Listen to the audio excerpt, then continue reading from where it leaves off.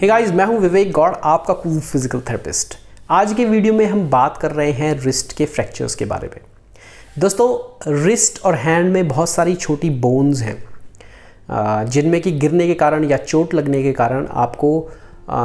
Fracture हो सकता है। आमतौर पर क्योंकि रिस्ट बहुत सारी एक्टिविटीज़ में इन्वॉल्व होती है, जैसे कि आप घर के अंदर सामान को इधर से उधर उठाने में या घर के बाहर जैसे कि खेल कूद की एक्टिविटीज़ में हो सकता है कि आपको चोट लगे या आप अपने रिस्ट पर गिर जाएं, तो उसके कारण आपको रिस्ट का फ्रैक्चर आ सकता है।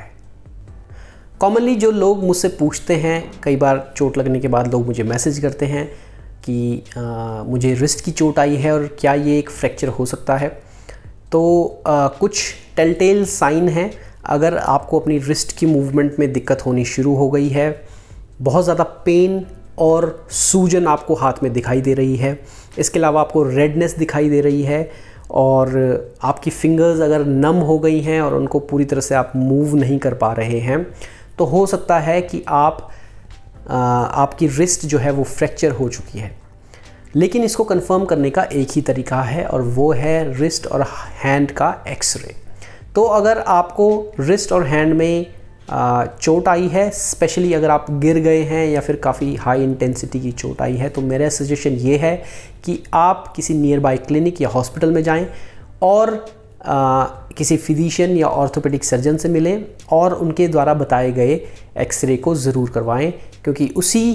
के थ्रू ये बताया जा सकता है और कंफर्म किया जा सकता है कि येस और नो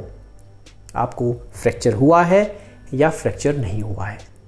अच्छा, कुछ केसेस में जहाँ पर कि इंजरी बहुत सीवियर है या बहुत क्रश इंजरी हुई है या कम्युनिकेटेड फ्रैक्चर यानी कि मल्टीपल बोन्स में फ्रैक्चर सस्पेक्ट किए जा रहे हैं, तो वहाँ पर हो सकता है डॉक्टर आपको सीटी स्कैन या एमआरआई करने को भी सजेस्ट कर सकते हैं। एक जो बहुत कॉमन क्वेश्चन है वो ये है कि आपको सर्जन ने या डॉक्टर ने आपको सर्जरी बताई है और क्या वो सर्जरी आपको करवानी चाहिए।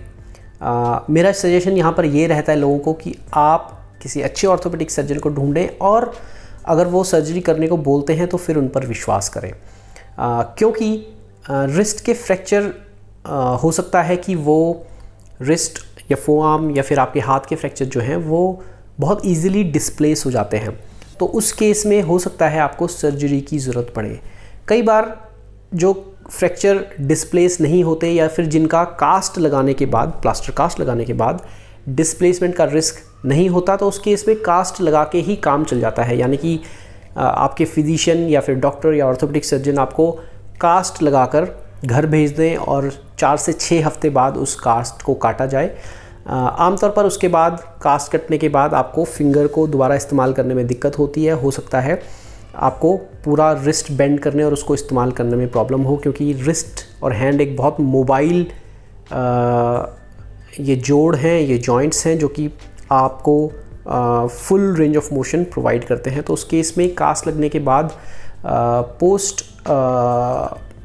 कास्ट रिमूवल आपको स्टिफनेस और अकड़न आपके रिस्ट और हैंड में रह सकती है। सर्जरी डॉक्टर के द्वारा बताई गई है, तो सर्जरी के दौरान आपके बोन्स को जोड़ने के लिए और रिस्ट को सही पोजीशन में लाने के लिए और इमोबिलाइज करने के लिए आपके जो फ्रैक्चर बोन है उसमें कई तरह के स्क्रू, प्लेट्स, रॉड्स या फिर एक्सटर्नल फिक्सेटर का भी इस्तेमाल किया जा सकता है। सीवियर क्रश इंजरीज़ में जहाँ पे कि बोन लॉस हुआ है और उस हड्डी को ढंग से जोड़ा नहीं जा सकता, वहाँ पर बोन ग्राफ्ट का भी इस्तेमाल किया जा सकता है। तो सर्जरी करवाएं ना करवाएं ये एंटायरली डिसीजन पेशेंट का ही होता है,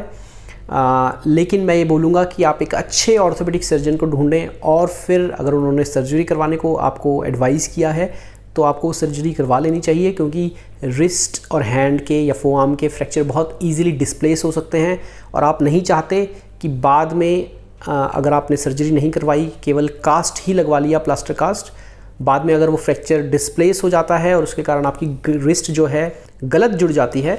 तो आपको लाइफ टाइम डिफॉर्मिटी रह सकती हैं और बाद में भी सर्जरी करवाने की ज़रूरत पड़ सकती है। अच्छा, एक बार कास्ट लग चुका है या फिर आपकी सर्जरी हो चुकी है, दोनों ही केसेस में हो सकता है कि रिस्ट में आपका पेन, स्वेलिंग या फिर जो है इंस्टेबिलिटी बनी रहे। तो उस केस में हम ये सजेस्ट करते हैं कि आप एक अच्छा स्ट्रेचिंग और स्ट्रेंथनिंग प्रोग्राम आप फॉलो करें। हमारी मेंबरशिप प्रोग्राम में हमने बहुत सारे वीडियो ऑलरेडी डाले हुए हैं और मैं बनाता रहता हूं। तो अगर आपको रिस्ट का फ्रैक्चर हुआ है, आपने कास्ट लगवाया है, वो कास्ट 1 या 1.5 महीने बाद उतारा जा चुका है और उसके बाद आपको दर्द महसूस हो रहा है और रिस्ट का पूरा इस्तेमाल नहीं कर पा रहे हैं, या फिर आप सर्जरी करवा चुके हैं और उसके बाद भी आपका दर्द पूरी तरह से नहीं गया है और पूरी तरह से रिस्ट के फंक्शन आप नहीं कर पा रहे हैं, हाथ का इस्तेमाल पूरा नहीं कर पा रहे हैं, तो मैं आपको सजेस्ट करूंगा कि आप हमारे मेंबरशिप को आप ज़रूर ज्वाइन करें। वहाँ पर मैंने ऑलरेडी बहुत सारे वीडियो बनाए हुए हैं और मैं आपके लिए और सारे वीडियो बनाऊंगा कि आपको कैसे घर बैठे ही एक्सरसाइजेस के द्वारा आपने अपने हाथ को पूरी तरह से फ्लेक्सिबल बनाना है और इतना स्ट्रॉन्ग बनाना है कि आप उसका दोबारा से सही तरीके से इस्तेमाल कर पाएँ। तो दोस्तों, आज का ये वीडियो था हमारा रिस्ट फ्रैक्चर के बारे में। आपको वीडियो कैसा लगा इसके बारे में आप कमेंट में लिखकर ज़रूर हमें बताएं। हमारी बताई हुई कौन सी एडवाइजेस से आपके wrist fracture post cast removal या फिर पोस्ट सर्जरी आपको कैसे आराम मिला, उसके बारे में भी आप हमें लिख सकते हैं। अगर आप मेरा अपॉइंटमेंट चाहते हैं तो नीचे डिस्क्रिप्शन बॉक्स में मैंने अपना नंबर छोड़ा हुआ है, उस पर आप व्हाट्सएप करके अपनी प्रॉब्लम हमें लिख कर बता सकते हैं और अपना अपॉइंटमेंट बुक कर सकते हैं, जो कि हमारी एक पेड सर्विस है। तो आज का वीडियो हम यहीं पर ख़त्म करते हैं। Keep moving, keep fit, stay healthy. मैं हूँ विवेक गौड़। Bye bye.